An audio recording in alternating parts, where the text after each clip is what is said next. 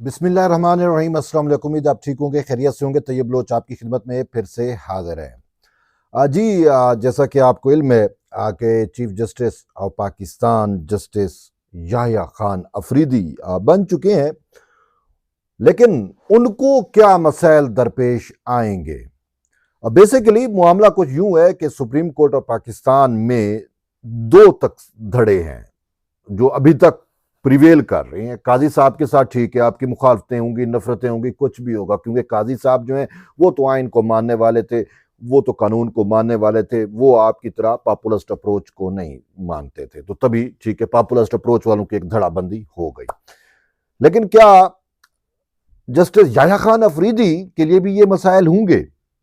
ये एक सबसे अहम सवाल है जो मुझसे बार बार पूछा जाता है।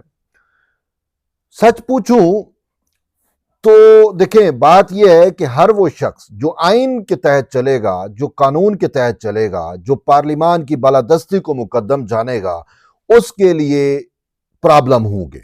और वो प्रॉब्लम इमरान प्रोजेक्ट के जजेस करेंगे। वो तो अभी हैं, काजी साहब चले गए ना, वो तो हैं, इस्तीफे भी नहीं दे रहे, सुपरसीड भी हो गए, चीफ जस्टिस भी नहीं बने। चीफ जस्टिस तो बन गए याह्या खान अफरीदी, लेकिन उनके लिए तो मसला है। अब उनके लिए ना आइन मुकद्दम है, ना कानून मुकद्दम है, ना जजेस का ज़ाब्ता अखलाक मुकद्दम है, ना उनका अपना हलफ मुकद्दम है। हाँ, कोई चीज मुकद्दम है तो पॉपुलिस्ट अप्रोच, अवामी बयानिया जो तहरीक इंसाफ के लिए कैसे बनाना है, वो सिर्फ यही जानते हैं। ठीक है, देखिए, एक गुडविल था कि काजी साहब रिटायर हो रहे हैं, नए आने वाले चीफ जस्टिस को आप वेलकम करें, उनके साथ बैठें। अगर आप का कोई इशू काजी तक था तो मान समझ आ जाती है, लेकिन इसका मतलब है कि आपका इशू सिर्फ काजी नहीं था, आपका इशू बड़ा है। आपने सुप्रीम कोर्ट में जुडिशियल कू किया हुआ था जो 26वीं ऐनी तरमीम के तहत नाकाम हो गया। अब आप जो है अपनी आई पे आ गए हैं, जिद पे आ गए हैं, अना पे आ गए हैं, हट धर्मी पे आ गए हैं, और इतना तक आप गिर गए हैं कि इंतहा कर दी है आपने। ये जो जस्टिस मंसूर अली शाह का लेटर आया है, वो क्या है? जातियात पे हमले। एक क्या जज को वो लेटर पढ़े, क्या एक जज को ये जेब देता है? एक वकील से बात हो रही थी, उसने कहा तैयब आपने लेटर पढ़ा? मैंने कहा जी मैंने पढ़ा है। उसने कहा कि ये तो इसकी जज के ऊपर, जस्टिस मंसूर अली शाह के ऊपर तो तौहीन अदालत लगती है। मैंने कहा वो कैसे कहता है? काजी फैज ईसा जब ये लेटर लिखा तो चीफ जस्टिस है ना। मैंने कहा उस वक्त तो है। तो उसने कहा वो अपने चीफ जस्टिस की तौहीन कर रहा है उस लेटर में, इससे इससे तो पूछा जाना चाहिए। और फिर टाइमिंग, ये सारा कुछ देखें। काजी फैज ईसा के लिए कल supreme court bar Pakistan bar association ने इशाया दिया, उसमें भी 5 का टोला नहीं था। ठीक है, आज भी फुल कोर्ट रेफरेंस में 5 का टोला नहीं था। टोटल ये टोला था 8 का। मैंने आपको बताया कि 3 तकसीम हो गए। 3 चढ़ते सूरज के पुजारी कहो, नजरिया जरूरत कुछ भी कहो, या समझो जमीर जाग गया, वो तो आ गए अपने चीफ जस्टिस के पास या खान अफरीदी के पास। बाकी 5 जो है वो मैं ना मानू वाली जिद है, वो हट धर्मी पे अड़े हुए हैं। और ये जो फुल कोर्ट रेफरेंस था, ये काजी साहब ने नहीं दिया, ये आने वाले चीफ जस्टिस ने मुनकिद कराया। उसका तो ऑनर कर लेते, लेकिन नहीं बैठे। तो उन्होंने जस्टिस याह्या खान अफरीदी को भी वैसे मैसेज, वाजे मैसेज दे दिया। अब मामला ये चल रहा है कि वो दो तो उनमें से सीनियर हैं। Justice Yahya Khan Afridi chief justice हो गए, जो सुपरसीड हुए मंसूर और मुनीब सीनियर। फिर उसके बाद आते हैं अमीनुद्दीन खान और जमाल खान। लेकिन ये जो 2 सीनियर हैं, अब supreme court practice procedure committee और इनमें तो इनका मैटर है मेरे ख्याल में नहीं होगा, नहीं होना चाहिए। वो पता है कि लाहौर हाई कोर्ट में भी कुछ ऐसा हुआ कि जो सुपरसीड हुए, अब वो यहाँ पे चीजें अबहाम का शिकार हैं। मैं खुद क्लेरिफाई कर रहा हूँ, कोशिश कर रहा हूँ कि अबहाम दूर हो जाए। अगरचे वजारत कानून ने भी एक वजाहत जारी की है, लेकिन फिर भी मेरी सेटिस्फेक्शन नहीं हुई। अब मामला ये है कि 2 जो सीनियर हैं, मंसूर और मुनीब, इनके नीचे तीसरे नंबर पर याह्या खान अफरीदी, वो बन गए चीफ जस्टिस। अब आइन में कहती हैं, लिखा हुआ है कि चीफ जस्टिस और उसके बाद सीनियर जजेस। अब चीफ जस्टिस याह्या खान अफरीदी और उसके बाद 2 सीनियर जजेस देखते हैं तो वो अमीनुद्दीन खान और जो है जमाल खान बनते हैं।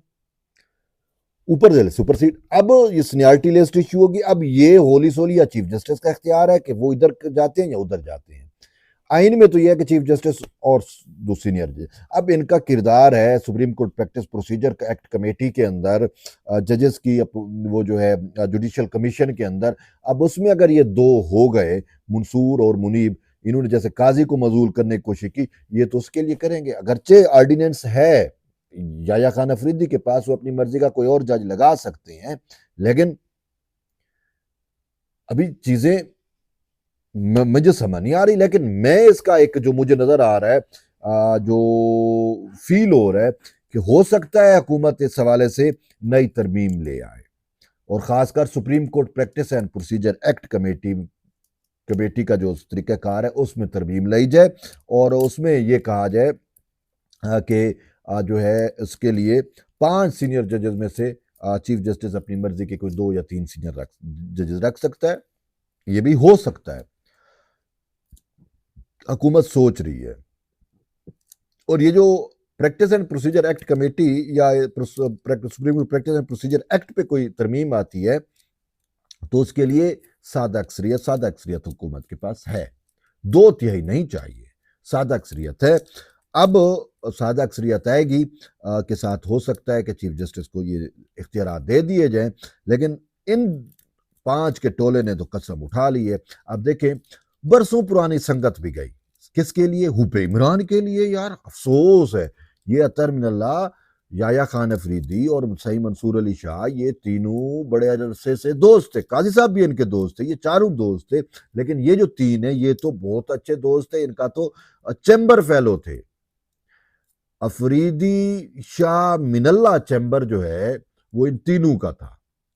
मेन पार्टनरशिप अफरीदी की थी, फिर मंसूर अली शाह, और फिर जो है वो अतर मिनल्ला। तो अब बात यह है कि जब चीफ जस्टिस बन गए अपने मोहतरम याया खान अफरीदी साहब, तो ये बर्दाश्त मंसूर से भी नहीं हो रहा, ये बर्दाश्त अतर मिनल्ला से भी नहीं हो रहा। इसी वजह से वो बाइकाट कर रहे हैं। और अतर मिनल्ला के बारे में मैं नहीं कहूंगा, चीफ जस्टिस काजी फैज ईसा ने कहा कि मुनाफिक काफिर से भी बदतर होता है, और ये बात बाएसन समझते हैं अपने याया खान अफरीदी। पठान है, ठीक है ना, वो समझता है, उसको पता है अफरीदी है, फिर अतर मिनल्ला जैसा पठान भी नहीं है, अफरीदी है, ठीक है। तो वो बेहतर समझ सकता है कि इनको कैसे चलाना है। अब ये नहीं चलेंगे, बात इन्होंने जो कर रहे हैं ना, प्रॉब्लम में क्रिएट कर रहे हैं, और ये फिर ग्रुप बंदी और ये सारा कुछ ये कोशिश करेंगे कि जो है याया खान अफरीदी फेल हो जाए। अब याया खान अफरीदी पे डिपेंड करता है वो कैसे मामलात को चलाते हैं, और क्योंकि ऑलरेडी उनके पास एक्सपीरियंस है, वो chief justice Peshawar high court रह चुके हैं, बतौर चीफ जस्टिस भी उनके पास हाई कोर्ट का एक्सपीरियंस जरूर है। तो वो एडमिनिस्ट्रेटर कैसे होते हैं ये तो अब वो खुद ही साबित करेंगे, लेकिन इन्होंने ये कसम उठाई हुई है कि ना खेलना है ना खेलने देंगे, ये प्रॉब्लम क्रिएट करते रहेंगे और पॉपुलिज्म को ये फरोग देते रहेंगे, अपने हम नवाब बनाने की कोशिश करेंगे, दरार डालने की कोशिश करेंगे, सुप्रीम कोर्ट की स्मूथ फंक्शनिंग में प्रॉब्लमेटिक होंगे। हाँ, तो अब बात यह है कि इस्तीफा भी नहीं देते। उधर से तरीके इंसाफ वाले मुंतजर हैं कि मंसूर और मुनीब इस्तीफा दे तो हम वकला तहरीक शुरू करें, लेकिन ये तो छुट्टियों पे चले गए हैं, अभी इस्तीफे वाली बात नजर नहीं आ रही। बेहतर यही है, हम भी यही चाहते हैं, और कि यार इस्तीफा दे जाएं, घर चले जाएं, जान छोड़े और अपनी भी इज्जत बचा लें, और ये मजीद गंद ना करें। लेकिन वो भी किसी मुसलियत के साथ बैठे हैं, क्योंकि उनके पास भी जो है वो जब तक इमरान खान को जेल से बाहर नहीं निकालेंगे, जब तक फैज़ की सजाएं माफ़ नहीं करवाएंगे, बहुत सारे इश्यूज उनके अभी हैं। तो इसी वजह से वो शायद आखिरी फाइट है, तो उसको फाइट की एंड तक लड़ने के लिए वो मोर्चे संभाले हुए हैं।